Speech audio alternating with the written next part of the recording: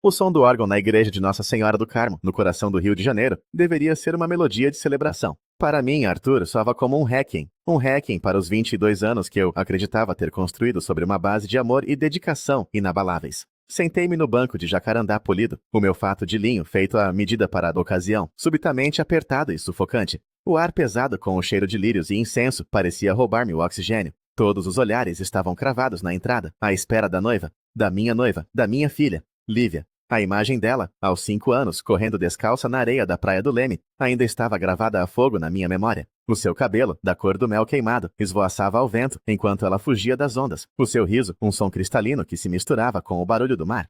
Naquele dia, eu conhecia sua mãe, Helena, uma mulher de uma inteligência feroz e um sorriso que escondia uma tristeza profunda. Ela era uma mãe solteira, a criar a sua filha com a força de uma leoa, e eu, um arquiteto a começar a carreira, vi nela e na pequena Lívia o projeto da minha vida. O projeto mais importante. O pai biológico, Ricardo, era uma sombra, um mito, um músico boêmio que aparecia como um cometa, brilhante, efêmero e deixando um rastro de desilusão. Trazia presentes baratos, promessas de viagens a Salvador que nunca se concretizavam, e depois desaparecia por meses, às vezes anos. Cada vez que ele partia, era eu quem secava as lágrimas de Lívia, quem a embalava até adormecer, quem lhe garantia que o meu amor não tinha data de validade. E agora, o órgão atingia crescendo. As pesadas portas de madeira abriram-se. Lá estava ela, deslumbrante num vestido que eu ajudei a escolher e a pagar, uma visão de renda e seda. O seu rosto, uma obra de arte que eu vira transformar-se de uma criança bochechuda para uma mulher de uma beleza estonteante, estava iluminado por um sorriso radiante. Mas não era para mim que ela sorria. O seu braço estava entrelaçado no de outro homem, Ricardo. Ele estava ali, de pé, com o seu ar de artista torturado. O cabelo grisalho cuidadosamente despenteado, um sorriso presunçoso nos lábios. Ele que nunca a levara ao médico com febre, que nunca a ajudara com os trabalhos de casa de matemática, que nunca assistira a uma única apresentação de balé da escola. Ele, que representava o abandono, estava a ocupar o meu lugar, o lugar que eu julgava ter conquistado com cada noite mal dormida, cada sacrifício financeiro, cada pedaço da minha alma que eu lhe entregara. Observei-os a caminhar lentamente pelo corredor. Helena, sentada ao meu lado, apertou a minha mão, mas era um gesto vazio, automático. O seu olhar estava fixo na filha, um brilho de orgulho a ofuscar qualquer reconhecimento da minha dor. Senti-me invisível, um fantasma na festa da minha própria família, um patrocinador anônimo, o homem cujo nome estava nos cheques que pagaram por aquele órgão, por aqueles lírios, por aquele vestido, mas que não era digno de caminhar ao lado da mulher que chamara de pai durante 2 décadas. Quando Lívia me perguntou, semanas antes, a sua voz casual ao telefone, como se estivesse a perguntar sobre o tempo, eu pensei que era uma piada de mau gosto. Pai, eu estava a pensar, seria incrível se o Ricardo me levasse ao altar. Sabe, é uma oportunidade única para ele, para nos conectarmos. É uma questão de sangue, entende? Eu não entendia. O que é que o sangue tinha a ver com as inúmeras vezes que a segurei enquanto ela vomitava por causa de uma virose? O que é que a genética tinha a ver com as mensalidades da faculdade de comunicação que paguei, trabalhando noites e fins de semana extra para garantir que ela tivesse o melhor? O que é que o ADN tinha a ver com o facto de eu ter sido o único pai que ela realmente conhecera? Mas Lívia. Comecei eu, a minha voz, a falhar. Ah, pai, não faça disto um drama. Interrompeu ela com uma leve irritação. Você vai estar lá, na primeira fila. É quase a mesma coisa. O Mateus concorda que é uma bela história, a filha a reunir-se com o pai perdido no seu grande dia. Mateus, o noivo, um jovem ambicioso do mercado financeiro, que via a vida como uma série de transações estratégicas. A bela história era boa para a imagem. O padrasto arquiteto era estável, fiável, aborrecido. O pai músico boêmio era exótico, romântico, interessante. Naquele momento, na igreja, enquanto via Ricardo entregar a mão de Lívia a Mateus, algo dentro de mim partiu-se. Não foi um estalo súbito, mas um desmoronamento lento e silencioso, como uma estrutura a ceder sob um peso que suportara durante demasiado tempo. O amor que eu sentia por ela não desapareceu, mas ficou soterrado sob os escombros do ressentimento e de uma humilhação profunda e cortante. Eu tinha construído uma catedral de afeto para ela, e ela tinha acabado de a profanar, escolhendo honrar um fantasma em vez do arquiteto. A cerimônia continuou, as palavras do padre a ecoarem vazias. Eu era apenas mais um convidado, e pela primeira vez comecei a pensar como um. A festa de casamento foi um espetáculo de opulência no Museu de Arte Moderna, com vista para a Baía de Guanabara. Eu circulei entre os convidados, um sorriso forçado colado no rosto, aceitando os cumprimentos de pessoas que não faziam ideia do abismo que se abrira no meu peito. Helena flutuava pelo salão, a anfitriã perfeita, rindo e conversando, alheia à minha angústia. Ela via a situação com uma simplicidade exasperante. Arthur, ela ama-te. Foi apenas um gesto para o Ricardo. Não sejas tão sensível. A minha sensibilidade. Era essa a minha falha. Ser sensível o suficiente para passar 22 anos a colocar as necessidades dela à frente das minhas. Durante os discursos, o nome de Ricardo foi mencionado inúmeras vezes. Um momento tão comovente, disse a madrinha, ver um pai e uma filha a reconectarem-se. Mateus ergueu a sua taça. A Ricardo, por nos dar a Lívia. Ninguém mencionou o homem que pagou por aquelas taças de cristal. E pelo champanhe que as enchia, eu era uma nota de rodapé na história da vida dela. Uma nota que todos se esqueceram de ler. No final da noite, esgotado e emocionalmente exangue, encontrei Lívia perto da mesa dos doces. Ela veio até mim, radiante. Pai, a festa não está incrível. Obrigada por tudo. Ela abraçou-me, o cheiro do seu perfume caro a invadir-me. De nada, minha querida, murmurei, a voz rouca. Você parece cansado, disse ela, a sua preocupação superficial. Foi um dia longo. Foi, concordei, inesquecível. Ela sorriu sem captar a ironia amarga nas minhas palavras e voltou para a pista de dança, para os braços do seu novo marido. Fiquei a observá-la, uma dor lancinante a apertar-me o coração. Naquele momento, tomei uma decisão. A construção que eu erguera com tanto cuidado tinha sido condenada. Era hora de inspecionar os danos e decidir o que podia ser salvo e o que precisava de ser demolido. A lua de mel foi em Fernando de Noronha. Lívia inundou as redes sociais com fotografias perfeitas. Ela e Mateus a mergulharem com tartarugas, jantares românticos em praias desertas, pôres do sol que pareciam pintados por um mestre. Eu via as imagens no meu telemóvel com uma distância clínica. Parecia a vida de estranhos. A nossa casa, um apartamento espaçoso em Ipanema que eu projetara, tornou-se um campo minado de silêncios. Helena tentava agir normalmente, mas a tensão entre nós era palpável. Uma terceira presença na sala. Ela não entendia a minha retração. Para ela, o casamento fora um sucesso, e a minha melancolia era um capricho, uma teimosia infantil. Você precisa de superar isso, Arthur, disse ela uma noite, enquanto eu lia um livro na sala, e ela via uma novela. A Lívia já é casada. A vida continua. Para alguns de nós, as coisas mudaram, Helena. Respondi sem tirar os olhos da página. Você está a ser dramático. Ela cometeu um erro, foi insensível, mas ela é sua filha. Aparentemente não o suficiente, retorqui. A conversa morreu ali. Tornou-se o nosso padrão. Pequenas farpas, conversas inacabadas. Um abismo crescente de incompreensão. 2 semanas depois do regresso deles, o meu telemóvel tocou. Era Lívia. A sua voz era melosa, cheia daquela familiaridade que ela usava quando queria alguma coisa. Paizinho, que saudades, como você está? Estou bem, Lívia. E vocês? A viagem foi boa? Foi um sonho, mágica. Mas sabe como é? Acabamos por nos exceder um pouco. Ela riu, um som que antes me aquecia o coração e que agora me soava a falso. O cartão de crédito do Mateus deu o berro, e bem, ficamos um pouco apertados. Estava a pensar se você não podia dar-nos uma ajudinha para cobrir algumas despesas extras. Só até o Mateus receber o bônus trimestral. O silêncio estendeu-se. Eu podia ouvir a sua respiração do outro lado da linha, expectante. Ela esperava o claro, minha filha. Qual é o valor? A resposta que eu dera durante toda a sua vida. A porta do cofre sempre aberta. Mas o homem que ela estava a chamar já não existia. Ele tinha morrido naquela igreja, ao som daquele órgão. Lívia, comecei, a minha voz calma, medida, desprovida da emoção que fervia dentro de mim. Lamento, mas desta vez não posso ajudar. Houve um choque audível do outro lado. O quê? Mas por quê? É só um empréstimo. Talvez devesses pedir ao Ricardo, sugeri, as palavras a saírem com uma frieza que me surpreendeu a mim mesmo. Afinal de contas, ele é o teu pai. Tenho a certeza de que ele ficaria feliz em ajudar a sua filha recém-casada. O silêncio que se seguiu foi pesado, denso. Eu podia imaginá-la, o queixo caído, a incredulidade a transformar-se em raiva. Eu não acredito que você está a dizer isso, gaguejou ela. Você está a castigar-me por causa do casamento? Não estou a castigar-te, Lívia. Estou apenas a sugerir que procures apoio na pessoa que escolheste para te honrar publicamente. Parece-me justo.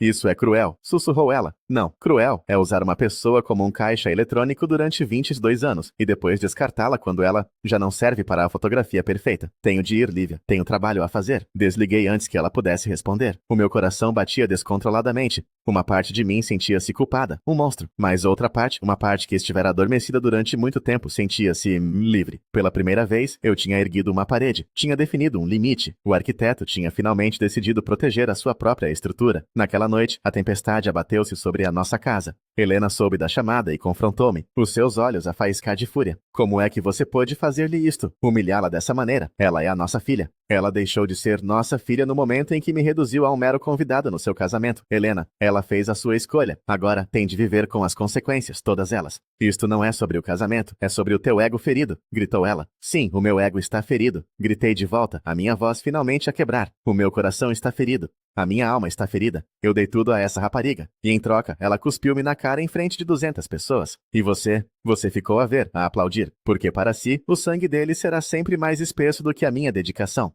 Dormimos em quartos separados naquela noite, e na noite seguinte, e em todas as noites que se seguiram. O projeto da minha vida estava em ruínas.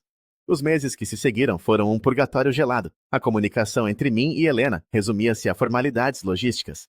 Lívia cortou completamente o contato. Fiquei a saber do desenrolar da sua vida através de fragmentos que Helena deixava escapar, como migalhas envenenadas.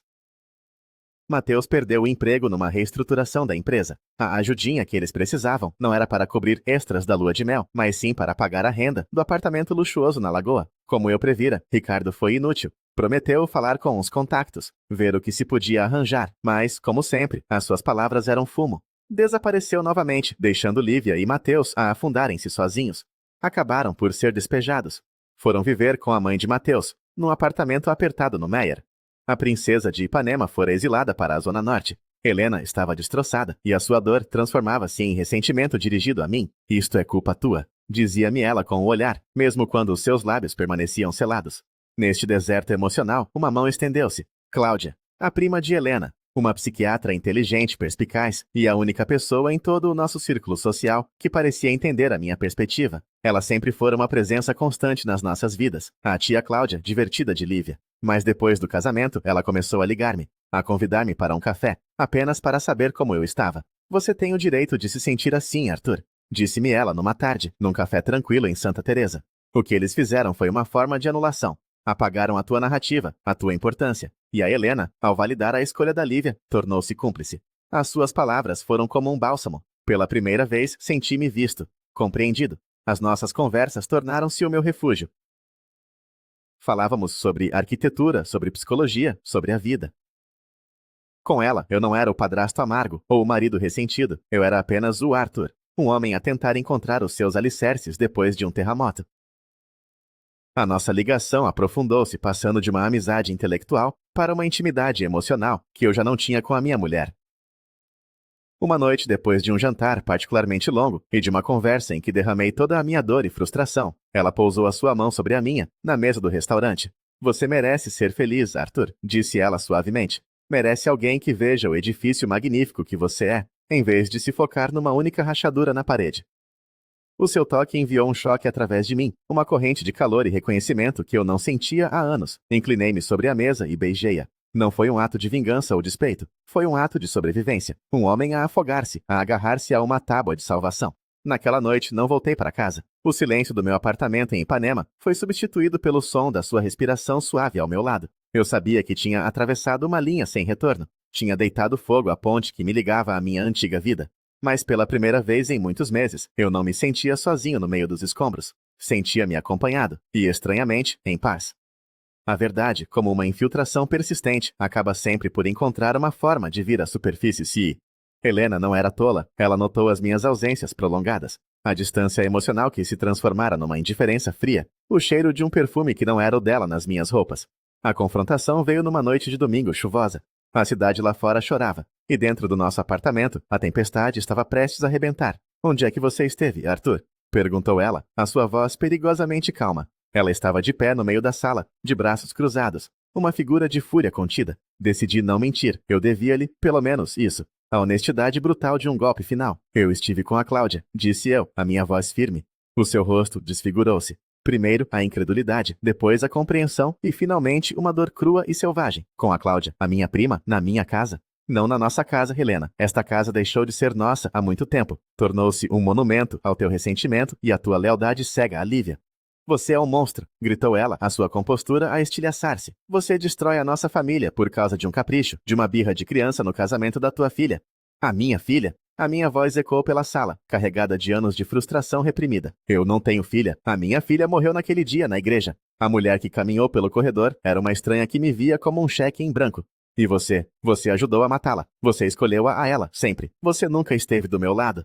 A porta do quarto de hóspedes abriu-se. Lívia estava ali, pálida, os olhos vermelhos de choro. Ela tinha vindo visitar a mãe, procurar consolo, e encontrou o apocalipse. Eu sabia, disse ela, a voz a tremer de desprezo. Eu sabia que você ia encontrar uma maneira de nos magoar ainda mais. Você nunca se importou conosco. Você só queria ser o herói. E quando não conseguiu o teu aplauso, decidiu incendiar o teatro. O seu ataque foi a gota de água. A última viga de suporte cedeu. Incendiar o teatro? Repeti, rindo, um som oco e sem alegria.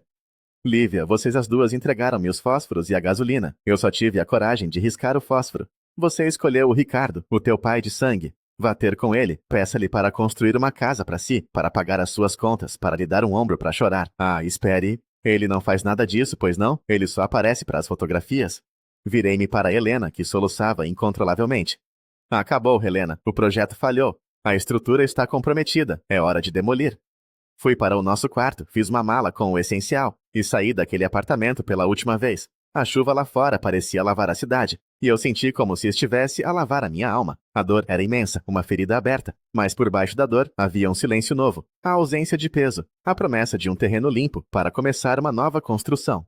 Passaram-se 2 anos. O divórcio foi um processo longo e amargo, uma dissecação forense de uma vida partilhada. Vendemos o apartamento de Ipanema. O dinheiro foi dividido. As memórias foram arquivadas. Helena e Lívia tornaram-se figuras de um passado distante, como personagens de um livro que eu lera há muito tempo. Elas cortaram-me completamente das suas vidas. E no final foi uma misericórdia. Eu e a Cláudia construímos uma vida juntos. Uma vida mais calma, mais honesta. Compramos um pequeno apartamento no Jardim Botânico com uma varanda cheia de plantas. Abri o meu próprio ateliê de arquitetura, focando-me em projetos mais pequenos, mais pessoais. Encontrei uma alegria no meu trabalho que eu pensava ter perdido para sempre. Cláudia não era uma substituta para a Helena, ela era algo completamente diferente. Ela era a minha parceira, a minha confidente, a minha crítica mais honesta. Ela não tentava consertar as minhas rachaduras, ela ajudava-me a entendê-las, a aceitá-las como parte da minha estrutura. Por vezes a dor do que perdi assalta-me em momentos inesperados. Uma canção no rádio, o vislumbre de uma menina a correr na praia, a memória da risada de Lívia, o fantasma de uma família que eu amei mais do que a mim mesmo. Na semana passada recebi uma mensagem. Um número desconhecido. Abria. Pai, sou eu, a Lívia. Eu sei que já é tarde demais, provavelmente, mas eu precisava de dizer. Eu sinto a tua falta. Eu fui uma idiota, cega e egoísta. O Matheus e eu separamos-nos no ano passado. O Ricardo, bem, ele é o Ricardo, desapareceu de novo. Eu penso em si todos os dias. Penso em tudo o que você fez por mim. E sinto uma vergonha que me queima por dentro. Eu entendo se você nunca me puder perdoar, mas eu queria que você soubesse. No meu coração você foi o único pai que eu tive, e eu destruí isso. Desculpa, li a mensagem várias vezes. As palavras que eu ansiava por ouvir há 2 anos. Agora elas soavam como um eco num salão vazio. Havia tristeza nelas, mas não havia poder para me ferir mais. Olhei pela janela do meu ateliê. Lá fora, o Cristo Redentor estendia os seus braços sobre a cidade. Um símbolo de redenção e de novos começos. Apaguei a mensagem, não por raiva, mas por uma necessidade de paz. Algumas estruturas são demasiado danificadas para serem reparadas. A única solução é aceitar a perda, limpar os escombros e começar a desenhar um novo projeto, numa fundação mais forte. Uma fundação construída desta vez, não em sacrifício, mas em alto respeito. E o meu novo projeto estava finalmente a começar a tomar forma.